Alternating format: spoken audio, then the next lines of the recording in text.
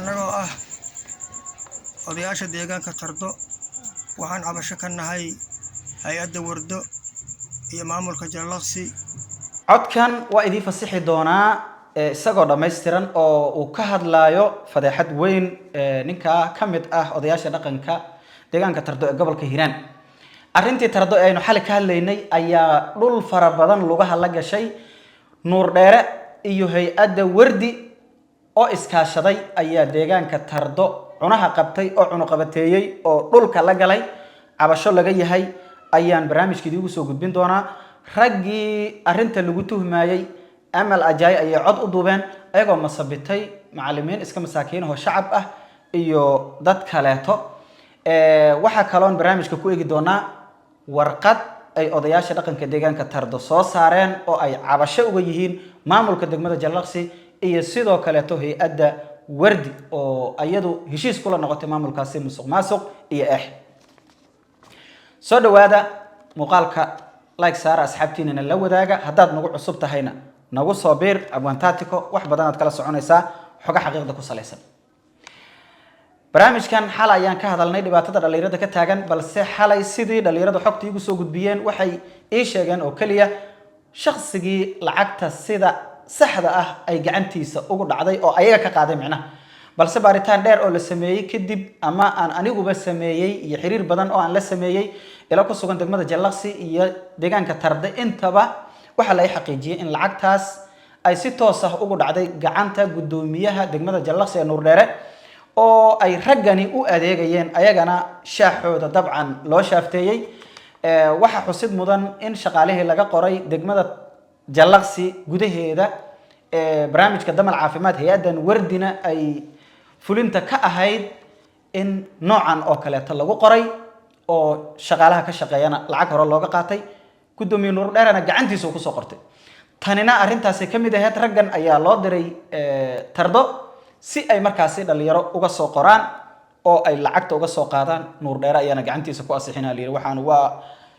Wardina way la socotayba hawshaas raali bay kala ahayd sida warqadda odayaashu soo saareen ay ku sheegeen. ilaa dhalinyaro gaarayso 17 ilaa 15 oo sida ninkan odaga ah noo cadeynayo min 300 laga qaaday lacag $4,000 kor ka jirto ayay raggaasi deegaanka Tardo kala gooyeen. ninka odaga ah ayaa ka hadli doona arrintaasi waa u dhaafay balse waxa cajiibka ayaa waxay tahay nin lagu magacaabo Cabdi Xasan Xareed oo ku magacaaban ama hay'addu ay u soo magacaawday inuu noqon doono dhaqtarka deegaanka Tardo muddo 6 bilood ayuu halka ku magacaaban yahay waligiina ma uusan tagin deegaanka Tardo waxa uu joogaa dhulkan kale ayuu joogaa dabcan waxa uu cod u duubay amal ajaay oo aad wada garanaysaan dabcan ayuu cod u duubay isagoo ku eedeeyay lacagta dhalinyarada cidda ka qaadatay inay tahay gudoomiyaha deegaanka Tardo Cismaan Dheere iyo nin macallin ah oo macallin Axmed Yare la yiraahdo dhulkaaba iska xamaasho liis alla iyo howlahaas bagelin oo hay'ad iyo waa dawlad iyo waxba nin macallin oo iskii isaga xamaasha ayay sawirkiisa u direen asiira ninkan Axmed Yare la yiraahdo waa ninka dhalinyarada lacagta ka qaaday waa ka saaxiibeen. waxyaabaha la yaab kale waxay kamid tahay marka Cabdi Xasan Xareed iyo ninka la yiraahdo Cabdi Salaan ee ku magacaaban gudoomiyaha ku-xigeenka dib u dhiska degmada Jallaqsi oo qaraabo dhow ah inay hawshan ka wada shaqeeyeen iyo hay'adda Wardi. odayaasha dhaqanku warqadan ay soo saareen dhowr qodob ay ku eedeeyeen waxay ku eedeeyeen in hay'adda Wardi iyo maamulka degmada Jallaqsi oo iskaashaday ay curyaamiyeen deegaanka Tardo oo 2 sano xor ah isla markaana aan wax caafimaad ay ka jirin isdaba marin iyo musuqmaasuq ayayna heerkan ku soo gaartay. Wardi markii hore iyada tiri shaqaalahan anaga qoranayno waa kaasa lacagtaana waa farsamo maadaama shaqo badan la qabanayo sida ninka odaga ah uu sheegayo lacagta iyadu iyo maamulkuba waxa weeye waa isla wada socdeen markii dambana hada waa kaasa sida ugu boodeen ninka odaga ka hadlayo. war soo dhawaada muuqaalkan share gareeya aan wada daawano marka ninkan oo kamid ah odayaasha deegaanka Tardo oo sal iyo baar inoo sharaxayo hawshu sida u jirto. waxaa cabasho aan ka nahay oo halkan ku cadeynaynaa muddo laga joogo 1 sano waxaa noo yimid hay'adda Wardo waxay amar nagu siiyeen in wax noo qabanayaan isbitaal la yiraahdo amsi adna aan dhisano isbitaalkii waa dhisanay hay-adu nooma dhisin dowladda nooma dhisin jeebkaynaan ka dhisanay kabacdi hay-addu dhowr mar ay lagu soo laabatay waxbana mayna loo qaban kabacdi codsi badanoon dabadeedaan dirnay waxaana loo oggolaaday waxaana loo sheegay in nala siinayo shaqaale gaaraya 17 qof ama ilaa 15 qof iyo daawo tayaala in nala siinayo naloo ballan qaaday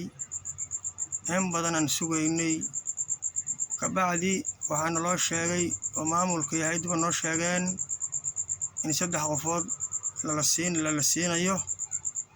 3 qofood ma hayno daawona ma hayno shaqaalaha 2 qof ay soo direen mar waa noo yimaadeen wax dawaana ma oolin shaqaaluhuna ma shaqay karo dawo la'aan daawo ma aanan helin kabacdi codsi kalaan dirnay annagoo codsigaas ku dalbanayna daawadiina loo ballan qaaday in lala siiyo shaqaalihii loo ballan qaaday in lala siiyo kabacdi mar labaadaa laloo yimiday waxaa noo yimiday maamulka iyo hay-adda oo ka warqabta oo isku lifaaqnaayeen waa noo yimaadeen kabacdina waxay yidhahen 11 qofoodaa laydinka rabaa 11 qofoodaa la nimidnay markaan la nimidnay magacdoodii aan soo xiraynay waxaana loo sheegay dad 11kaas qofood in tababar loo qaadiyo waxna laloo barayo reertardoodna ay yihiin kabacdina lala howlgelinayo okay intaas markay dhacday waxaana la weydiiyey maadaama shaqo badan la qabanayo lacag calaa qof madax $300 ladinka rabaa intaasaana laku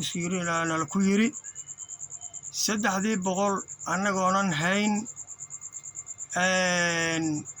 saakay baahida aanu qabno inaan daawo helno oo dhaqaatiiran helno baahi aanu qabno awgeed lacagtii waa dhiibnay $4,000 lala ka qaadoon dhiibnay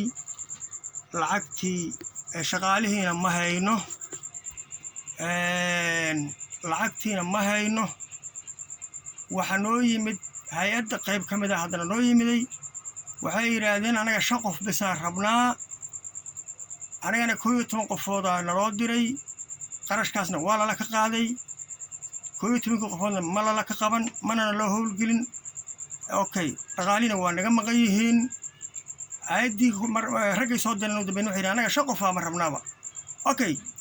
5taas qof marka wax kastaba ha noqoto annaga intaasaan lagu dhacday waxa weeye dad maaha dad wax qabasho u baahanaan ahaynay in wax loo qabtaan sugaynay in wax loo qabtaan filanaynay waxba lalooma qaban xoolahaasna waa naga maqan yihiin intaasaan cabasho ka nahay intaasaan mar labaad cabasho ka nahay mar saddexaadaan cabasho ka nahay ogeysiis dhammaan bulshooyinka Soomaaliyeed waxaa la ogeysiinayaa in macadka facaweyn ee albayaan ee xifdinta quraanka kariimka oo idinkaga furay xaruntiisa lamaad isgooska baar wax masaajidka Nasuudiin ka soo horjeedka Boqol Tower haddaba cid allaala cidii daneynayso waxbarasho tayo leh hala xiriirto nambarada ku qoran shaashada.